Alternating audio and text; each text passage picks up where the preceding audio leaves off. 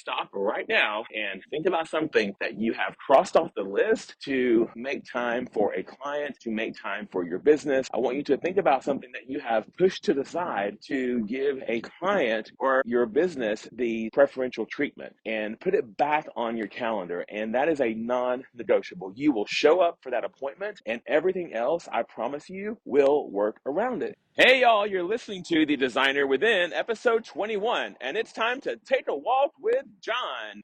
I'm John McClain, and welcome to the Designer Within podcast, the business minded podcast created for creative entrepreneurs by a creative entrepreneur. That's me. I know firsthand the challenges, but also the victories that can come with our careers. And I'm here to sip and spill the tea with you. It's time to dive deep within yourself and redesign your own business and your life from the inside out. Together, we will uncover secrets and share valuable insights. So prepare for a transformative experience, my friends, because it's time to unleash the designer within. Hello, everybody. You are doing something a little different today. I am doing something a little different today. I am taking you on my morning walk with me. And if it's a little windy, if it's a little loud, maybe there's some car noises, I'm sorry. But I felt that this might be something a little different and also just a fun way to chat with you as I take my morning walk, because my morning walk is, oh my gosh, it's such a ritual for me. I love it so much. It is the way I start my day. It is the way that enlightens me. It gives me so much valuable insight that I really don't think I would have had otherwise. So I just wanted to take you along with me today on John's morning walk. And on that note, if you don't have any sort of morning ritual or something that you do for yourself, maybe think about that. I like to ease into the day. I like to work myself into the day so that it just doesn't come and smack me in the face with all of its problems and all of its issues. I'm able to basically control how I start the day. So we're going to try this John's morning walk situation of chatting with you. And there's some companies who actually have meetings that they schedule around walks. So Google, for instance, has walking paths around its facilities that say, if you have a 15-minute meeting, take this walking path. And if you have a 30-minute meeting, take this walking path. So it's basically a walking meeting. So I think today let's have a walking podcast, right? It'll be fun. As I said, I normally take a walk every morning, and I did it for a couple of reasons. It started out as trying to keep my steps up. We took a vacation to Spain earlier in the year during the summer for my birthday in August, and it started out as a way to keep those steps up because we were getting like, oh my gosh, like 15,000, 18,000 steps. You know how it is on vacation. So it started out as, let's take these steps in the morning. You can get those steps in, 10,000 steps, and then you can go to the gym and get another 5,000 or so in on the elliptical or whatever. So that's how it started. And then I realized, oh my goodness, there's so many other benefits of it than just walking and getting those steps in. The mental release that I'm getting from it, the ideas that I'm getting from it. And if you missed the episode that I did on dreaming, I know that wasn't the most downloaded episode because I think a lot of us don't value the time it takes to dream and giving ourselves time to dream. Please go back and listen to that episode on giving yourself time to dream and the benefits of dreaming and how that does help us as business owners and as the leaders and CEOs of our company. It really is important. That being said, on my walks, I tend to get my best ideas and I tend to get sort of revelations about my business and about where I want it to go and about, things I can do for you, for the podcast and podcast ideas and course ideas and all these things come along with me on the walk. And I listen to other podcasts on my walk. I'm sure you're probably listening to this one right now on a walk. So if you are, we're walking together. There you go. But to give you an idea of what I'm seeing, it's a gorgeous sunny day. It's about 62 degrees. There is a slight breeze, as you can hear. The sky is, as I said, completely blue. There are no clouds anywhere that I can see. The trees are still a little green, and the birds are chirping. There's squirrels running around as I'm walking. And just to give you a visual of what I'm seeing, it's quite lovely, so it's nice. I had another podcast episode scheduled to go out today, but I just returned from an event in Orlando, Florida with my friend Luann Nigera, Luann Live, and I was her VIP special guest. And the whole week, it was about 4 days, 3.5 days, and the entire event was really about leveling your business, which Luann is so great at, but but also a lot of it was about your mental health. And it was the sort of overarching theme was health and wealth. It was something that I took away, even though I was there to talk about my book and how I got my book published. Of course, you guys know that I am a business coach and I worked with a lot of designers like yourself. But for me, the part that I took away was how many people raised their hand or had an aha moment or had some sort of revelation about themselves on the wellness side of things, on the mental health side of things. And by the way, my husband is actually a wellness director for a very large tech company. So it is sort of ingrained in what we do on a daily basis. And even he doesn't find the balance of mental health and always find that wellness balance that we all need. As I said, the event was starting and I knew, again, the theme was health and wealth. So part your business and part of how your mental health and your physical health and how everything is really interrelated and how we really need to stop and realize that they are interrelated. And Luann started the conference saying, of course, all the wonderful things that she discusses and gets us motivated on and is really such an inspiration on, but also mentioned to us, do we take better care of our clients than we do ourselves? And she gave the example of the put your mask on first and the mask coming down, and you put the mask on first on the airplane, and then you put the mask on your children and other people. And it really is that. And I've tried to always remember that philosophy in life and in business. And it caused me to realize and to relate to you that we really are our best client. We really are the client that is number one, but we don't treat ourselves as if we are number one. We don't give ourselves the same credit. We don't give ourselves the same rights. We do not give ourselves the same respect that we give a paying client. And that is very disrespectful to ourselves. So if we can't even stop and treat ourselves with at least equal respect that we give our clients, we don't deserve to even have clients, right? I just want to dive deeper into that because I too have been guilty of that. I have been guilty of, putting clients first. And how many of us have missed something that happened in our family, missed an event, missed a family reunion, couldn't travel, couldn't do something because there was an installation, whatever, or maybe missed a baseball game, but we have probably never missed a client installation or never missed a meeting with a contractor or never missed a client presentation appointment because we would come in there beaten, bruised, and battered just because we want to please that client. But we never stop to think we also have to please ourselves. And how terrible is that we are not even taking care of the person who is taking care of so many other people. And that doesn't even include taking care of your staff, taking care of the people that you work with, your trades and your vendors. It just has these arms that expand out from it. And it is something that I want you to really stop and think about. How many times have you put your business or your client or your vendor or your trades before yourself, before your family, before your kids? And there are 4 ways that I want you to treat yourself as your best client, as your number one client. The first one is to set priorities for your time. We're going to talk about setting priorities for your finances and for profitability. We're going to talk about setting priorities for your mental health. And we're going to talk about setting values and how the values for your company is the foundation for all of these other things coming into play in your business. So let's jump into it. Let's for a minute stay on the subject of time commitments and holding ourselves accountable for our own time, for our own things in life, for our own meetings outside of the business that we own and operate. And I want you to think about yourself as a client. I want you to think about yourself as valuing those meetings, valuing those appointments with you, with your family, with anything not only that you have to do, such as doctor's appointments and dentist appointments and all the things, but all the things that you want to do. So maybe you want to have a dinner. Maybe you want to, like myself, start your day with a 60-minute walk and get those steps in and meditate. Really think about what you want to do in your business and your life. Put that on your calendar. And that is a non-negotiable, my friend. That is not going to change. You are a client. You are your client, and you are putting that appointment on your calendar, and you are going to show up at that appointment.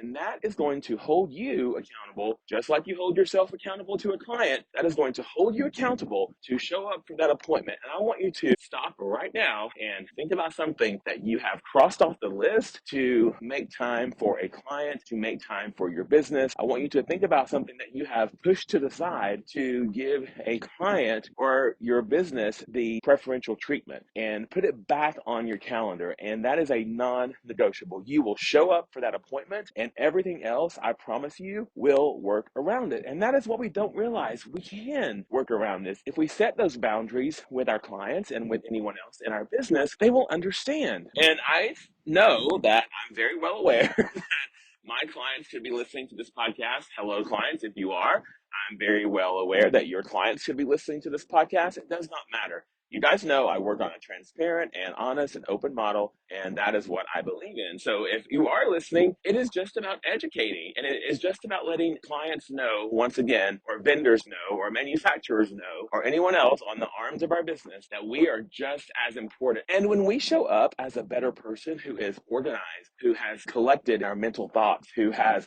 basically set ourselves up for success by organizing our own lives, we show up as a better business person, and we can make better decisions, and we are a better leader. We can handle confrontations. We can handle issues when they arise. We're not frazzled all the time. We're better designers. We come up with better design plans because our mind is in the right place. So hold yourself accountable to yourself for these special appointments. Right now, your job is to go through your calendar and figure out what you have brushed off in the past or what you want to put on there in the future, and add those appointments to your calendar. It was funny. At the conference, there was a speaker, Jude Charles, and I've had Jude on the podcast a few episodes back. He's an amazing storyteller, and that's his superpower, right? So he tells us about his storytelling and how he does that.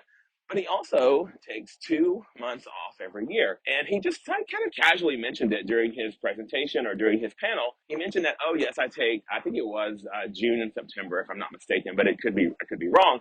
But anyway, he takes the entire month off. And I was like, oh, good for him. It kind of just crossed my mind, and I was like, oh, great, cool, that's awesome. But the thing that really blew my mind was during the Q&A session, a lot of the questions were about, how do you do it? How do you take this time off?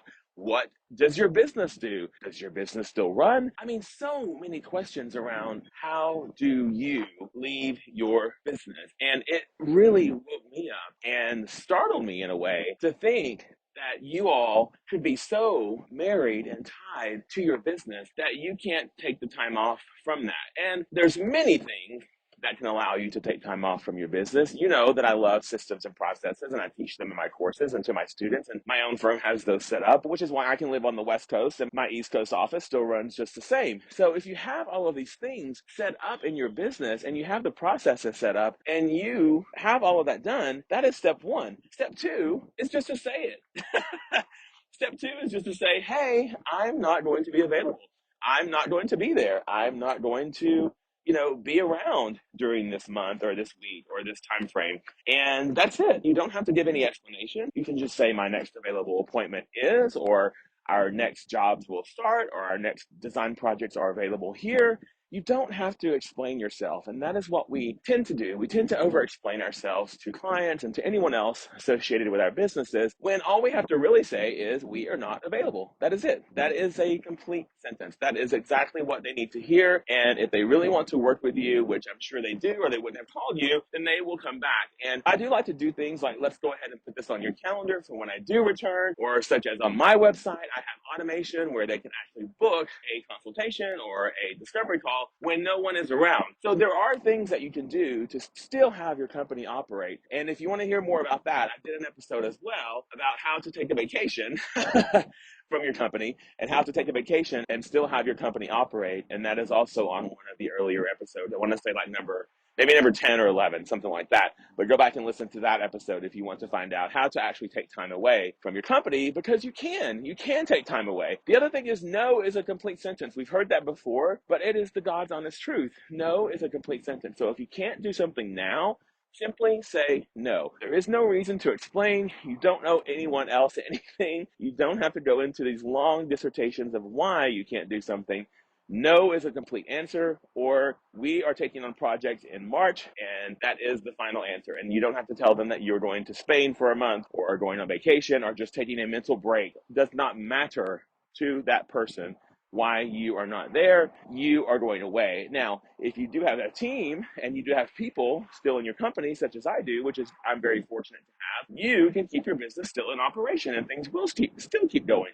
If you are a solopreneur, which I was in the beginning as well, you can use, again, this technology and these other things that will help you keep your company going. You can pre-schedule things. You can pre-schedule posts on social media. You can pre-schedule your newsletter. You can pre-schedule your blog posts. There's so much tech out there right now that will keep your company looking and acting as if you were still sitting there behind the computer pushing publish to that button and you are not even around. So think about that. Think about utilizing those technologies and softwares that are available to us, and it will just help you to run your company as a multi-team company when you may even just be a one-person show. All right, so that's the first one I wanted to touch on, which is keeping your appointments to yourself and managing your time. I can talk on and on about that, but that is just the highlights of what I wanted to mention there. Secondly, I wanted to talk about financials and profits and how we undervalue ourselves as a business owner sometimes. By being the best client for yourself, you have set company goals, hopefully. You have set financial goals. You have set things that you want to achieve and places that you want to go for your company. And if you set these financial goals, whether it be by the year or by the quarter or by the month, then you know where you want to be and you know you want to get there. The problem comes in when we start to devalue our pricing and devalue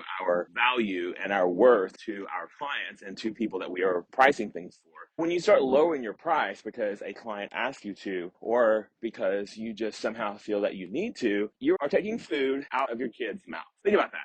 You are taking food out of your children's and your family's mouths. Sounds dramatic, I know. I'm trying to prove a point here. You would never tell your son or daughter or a family member or anyone. Let's say your kid is graduated from college and they're ready to apply for jobs and they're getting these offers and the job offer comes in and the offer is for $85,000. You would never tell your child to come back and lower that to $75,000 because they're not really worth what that company is telling them that they're worth as far as their pay. You would never ever do that.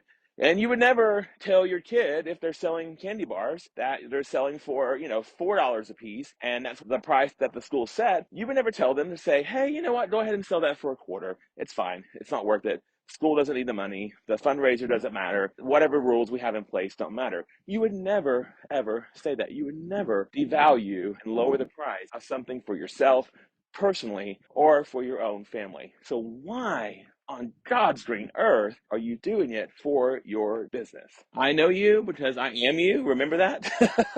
And I have been there. I know if you charge hourly, which I did when I first started, I now do flat fee, but hourly in the beginning. I know that if you did hourly, you have come up with that hourly invoice that you're sending out for the month and you get it all together. It's all organized. You have the details in there of what you did for the client and you look at the total and you're like, oh my God. They're never going to pay this.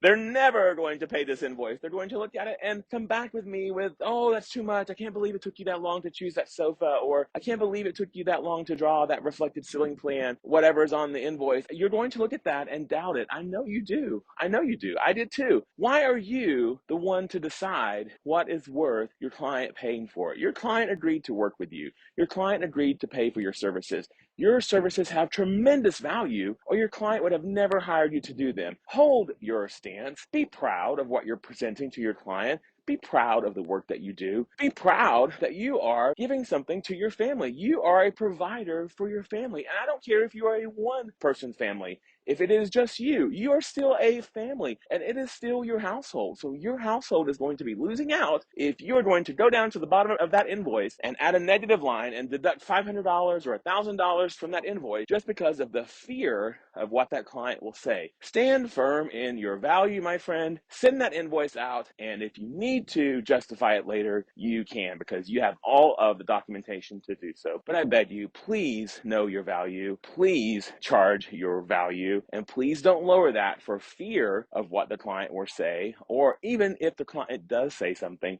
Do not lower that because you know that you are worth it. Side note, just to keep you up on our walk, it is still beautiful. And I found this lovely, kind of private little pathway that I love. And it is just tree lined, and there's rocks, and there's plants, and there's flowers. It is just really, really pretty, but there's no one around. So I like that because you know me, if you've ever seen me present or online or in person, I'm flailing my arms around everywhere as I'm talking to you. So I kind of look like a crazy person, but I really don't care because this is you and me having a great walk and talk, a walking meeting. Okay, stay with me. We're not too far from being done, but the next topic I want to talk about is your mental health. This could be a tricky topic with some of you. I know we tend to shy away. I'm from the South. We just pretend those things don't happen.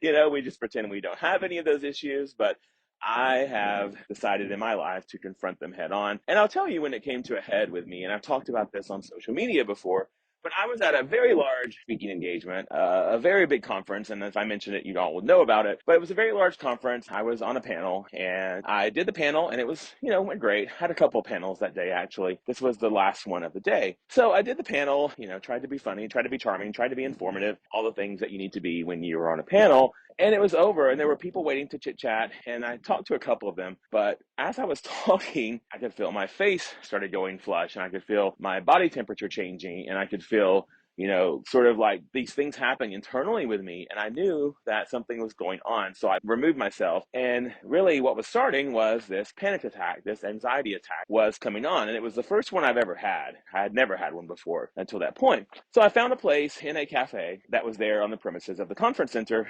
And I basically took a chair, turned it into the corner of the wall, and just stared at the wall and waited until that passed, took some deep breaths, and realized that that was actually a panic attack. That was an anxiety attack, and I needed some help for that. What brought that on? Overworked, overthinking, just putting everything else ahead of myself. And from that moment, I started to reach out for help and got help with therapy, got help with medication, and all of those things have made me a much more balanced person. I share that with you just in case you've ever encountered anything similar. And once I started speaking with more designer friends and just friends in general, behind the scenes in DMs and on text messages, I saw that we were all kind of going through a very similar thing and going through very similar emotions. And we were just sort of pushing them aside and thinking that it was going to get better or continuing to overwork to compensate for that feeling and just sort of masking it with something else. You can't just take a picnic blanket and throw it on the ground and cover up all of your emotional issues and your emotional problems that you might be having. Your emotional well-being and your mental well-being is literally going to be there if you pull that blanket up. So think about that. You're not going to be able to hide it. You have to combat it head on and you have to find a way to help yourself. And again, it's sort of putting that mask on first so that you can help other people, because if you are not in the right mental state and if you do not have your emotional health in check, you are not going to be able to help other people. I invite you to take inventory now. Ask yourself, have you been covering up your emotional health, your emotional well-being, any negative things that have been happening to you emotionally or in your mind? If you have been covering those up or masking those with just more work, please stop that. And it's time to make appointments on your calendar for you, your best clients, to take care of your mental health. But for my mental health, I knew it was important for me to give myself time for myself, to make myself better for my team, for my clients, for everybody that's around me, for my husband, even for my dog. It just really is important for you to give yourself time. So for me, I start that, as I said, with a walk. And by the way, it's not a first time of the morning walk. It's not I wake up and head out for a walk. No, no, no, no. I start my day even slower than that. I grind the beans and make the coffee. It's a whole ritual that I love. So, if you don't have a morning ritual, I urge you to find one. It's very nice to have. We'll maybe have a podcast episode about that down the road. But my morning ritual is very important to me. I do all of that. I sit on the patio with my dog around the pool and we just, he plays and then I drink my coffee and have a lovely start to the day. I probably have at least 2 cups of coffee, sometimes 3, and do a little work after that. After I sit on the patio for maybe 30 minutes, go and watch a little morning television, get caught up on the news, and then go do a little work, check emails and so forth. Then I go for my walk because I finished my 2 or 3 cups of coffee. Leisurely finish my 2 or 3 cups of coffee and have started my day that way. I then go on my walk, and my walk is, oh my gosh, I'm so honored that you're here today. It is just such a special part of my day. It brings me into my day in such a wonderful way where I'm able to recenter myself and bring myself back to the things that are important and see the birds and see the squirrels and see the chipmunks and notice the clouds in the sky if they are there and feel the breeze. And it is the beauty of nature. And yours doesn't have to be nature. Whatever you do to bring yourself back to a calming place, to give yourself time for your mental health, it definitely does not have to be nature. It could be something else, but find whatever it is for you. My husband loves to play video games, for instance. So for him, it is stopping to take a break. I got him a Nintendo Switch for his birthday. Yes, he's 43 years old and loves to play Nintendo. So I got him a Nintendo Switch for his birthday. He will stop and play Nintendo Switch for 10 or 15 minutes. That is his mental break. That is what does it for him during the day. Of course, he loves to go to the gym and work out, and that's his sort of physical break as well, and you could do that too. But whatever it is for you, I just urge you to try new things, and it doesn't have to be an hour like I take. It could be 10 minutes, it could be 15 minutes. My walk started out as about 15 minutes, and then that I increased that to 30 and then 45, and then I was like, well, why don't I just do an hour? And then you go through your brain and you're thinking, oh, could I do an hour? Could I actually take an hour from my day?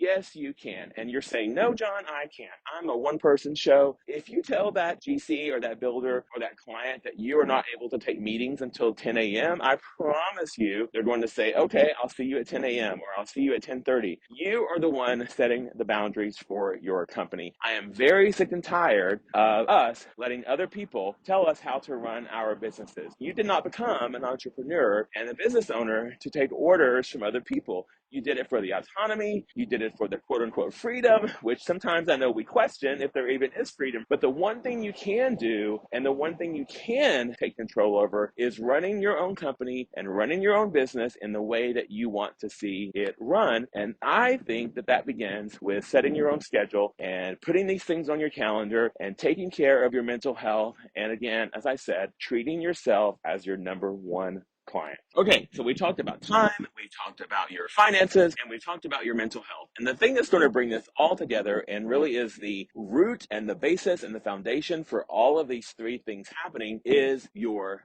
values. What are your values?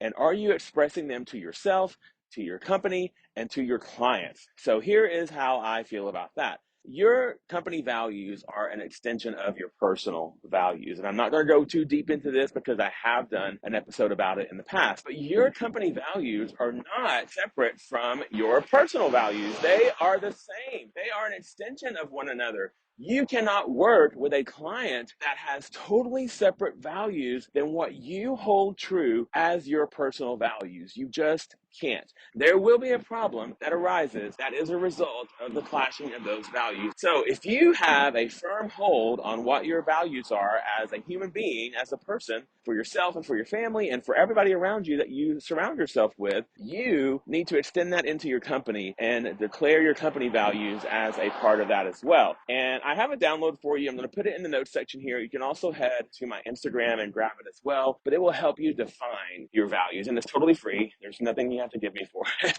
But it's a really good little document to download, a little worksheet that will help you define your values if you're a little unclear as how to find them or how to define what your values actually are. Because even if you think you don't know that they're there, they are there and you do know what they are. If one of your values in your life and in your well-being is your family and taking time for your family and being there for your family, and you are shunning off your kid's softball game practice or game or recital or anything that's important for your family, you're shunning that off to take care of a client that is quote unquote more important, or the issue is quote unquote an emergency. Your values are not finding their way into your company, and that is a problem. For years, I did not talk about my husband. I did not talk about my relationship. I did not talk about the fact that I'm a gay male. None of that came up. None of that was part of my conversations with clients. I just didn't talk about it. And I was in fear of turning that client away, or maybe having that client be turned off by the fact that I was gay or that I had a husband. Why?